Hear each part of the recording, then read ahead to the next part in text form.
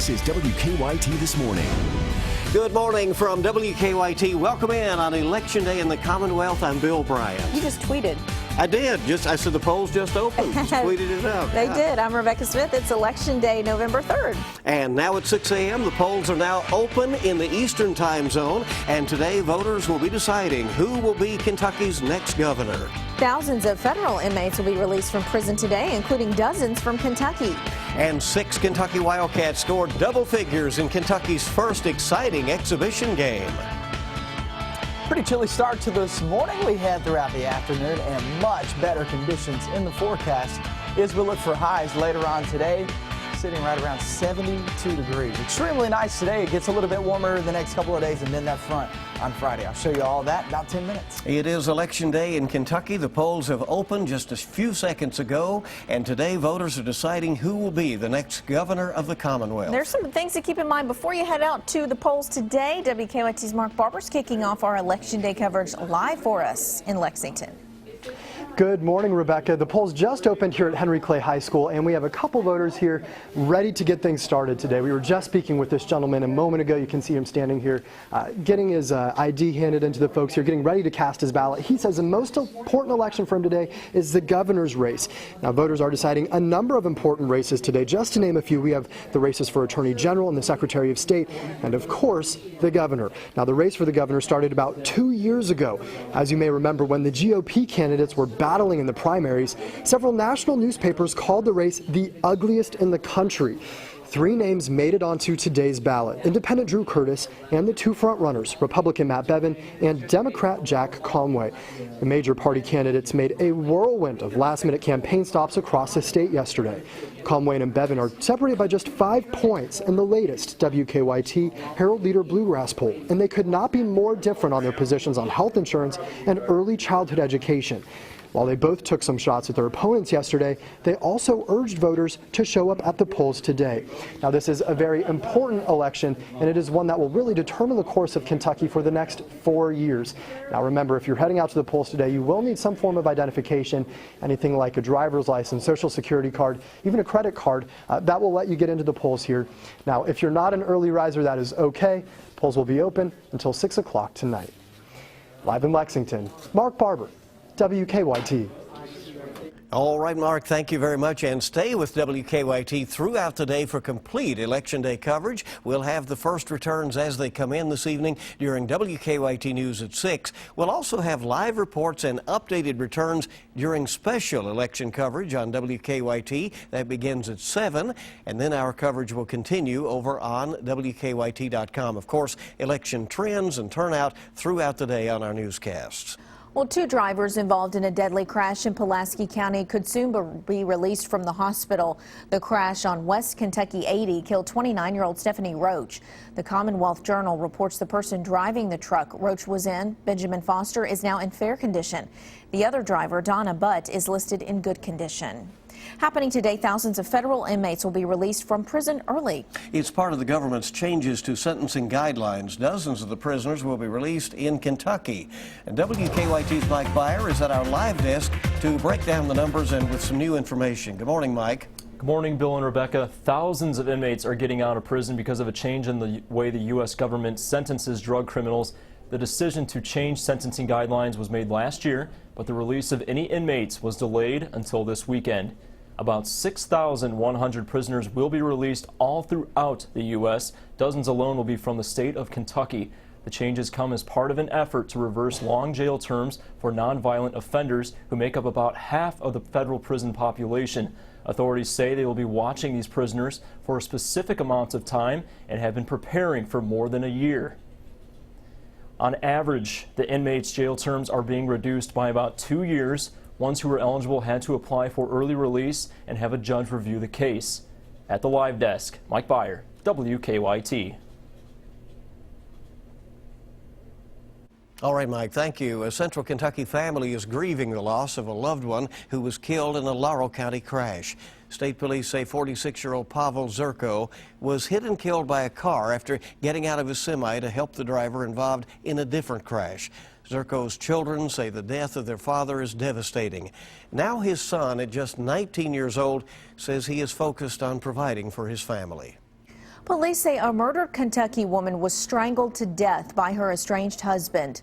Christina Gibbons' body was found last week in a culvert near Campbellsville, a day after she was reported missing. Police charged Dwayne Gibbons with murder. Neighbors say the couple had been separated for about a year. A federal appeals court ruling will let a lawsuit against a liquor giant Diageo move forward.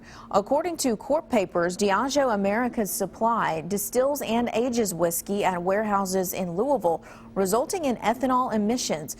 The suit filed by people in Louisville claim that those emissions are a nuisance because they cause a black fungus to form on nearby properties. An Eastern Kentucky distillery is now suing the University of Kentucky. Last month, we told you that UK had threatened legal action against Kentucky Mist Moonshine. UK owns the right to the word Kentucky. It claims it does in some filings. It does not want the distillery to use Kentucky on its clothing. But in the lawsuit, Kentucky Mist says Kentucky is a geographical location, and the word has been in use since at least the state's founding in 1792. Well, it was a shootout in Rupp Arena. The Kentucky Wildcats were in cruise control in their first exhibition game of the brand new season. 6 Kentucky players scored in double figures to help the Wildcats cruise past Ottawa, Kansas, 117-58. Some of Coach Calipari's new freshmen had a big night. WKYT's Brian Milam will break down the Cats' performance. That's coming up at 6:30.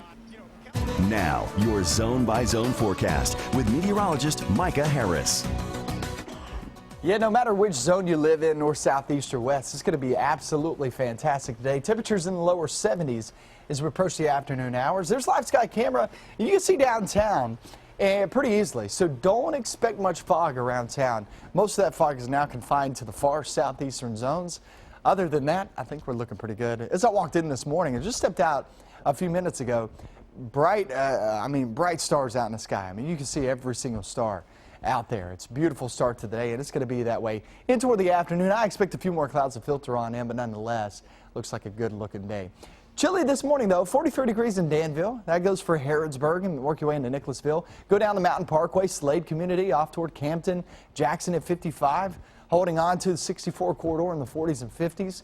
Just all depends on where you live. Down in the far southeastern zones with that fog and also clouds laying around, you're going to be dealing with temperatures there around 60 degrees this morning. By the afternoon, 72, a beautiful, beautiful day in store with that mixture of sun and clouds. But don't forget, if you're going to vote later on this afternoon, you have no issues whatsoever and no excuse weather-wise not to head out there and do that, because Election Day, the winner, the real winner, is the weather. Once we get through your work week now through, I'd say, Thursday, you're looking for temperatures to be right there from 70 to 75 degrees. That's really warm for this time of year. You got to remember, dating back last year, temperatures were in the 40s and 50s through much of your first week of November. That big front on Friday will bring in those showers and a few rumbles of thunder, and then after that, that's when you start to feel a big shot at some cooler air. But remember, we did this last week too, and it's only a brief break from the mild temperatures as they swing back in here as we approach midweek next week. So all in all, we're kind of sandwiched in between